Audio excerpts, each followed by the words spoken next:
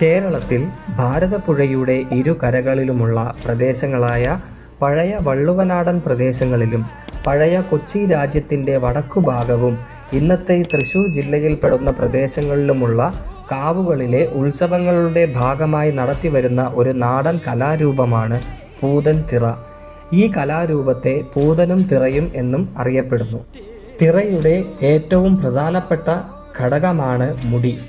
അർദ്ധവൃത്താകൃതിയിലുള്ള നേരിയ മരപ്പലകമേൽ വർണ്ണക്കടലാസുകളൊട്ടിച്ചും പട്ടുതൊങ്ങലുകൾ തൂക്കിയും മുടികൾ മോടി പിടിപ്പിച്ചിട്ടുണ്ടായിരിക്കും. പട്ടുകളും പലതരം ശീലകളും ഞൊറിഞ്ഞെടുക്കുകയും കാലിൽ ചിലമ്പുകൾ അണിയുകയും ചെയ്യും. ദൈവപ്രീതി ഉദ്ദേശിച്ചാണ് കോലം കെട്ടിയാടുന്നതെങ്കിലും ഇതു കാണികളെ വളരെയധികം രസിപ്പിക്കാറുണ്ട്. കെട്ടിയാട്ടക്കാരൻ വേഷമണിഞ്ഞ് മുറ്റത്തിറങ്ങിക്കഴിഞ്ഞാൽ വാദ്യങ്ങളുടെ താളത്തിനനുസരിച്ച് നൃത്തം വെച്ച് തുടങ്ങും. കെട്ടിയാട്ടക്കാരൻ നല്ല കഴിവും മെയ്വഴക്കവുമുള്ള ആളായിരിക്കും.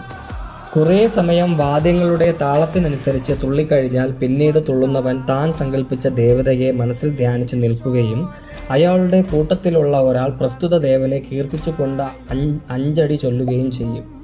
4 or 5 അഞ്ചടി ചൊല്ലിക്കഴിയുമ്പോഴേക്കും കെട്ടിയാട്ടക്കാരൻ ഈശ്വര ചൈതന്യം ആവേശിച്ച വിധം ഉറഞ്ഞു തുള്ളും.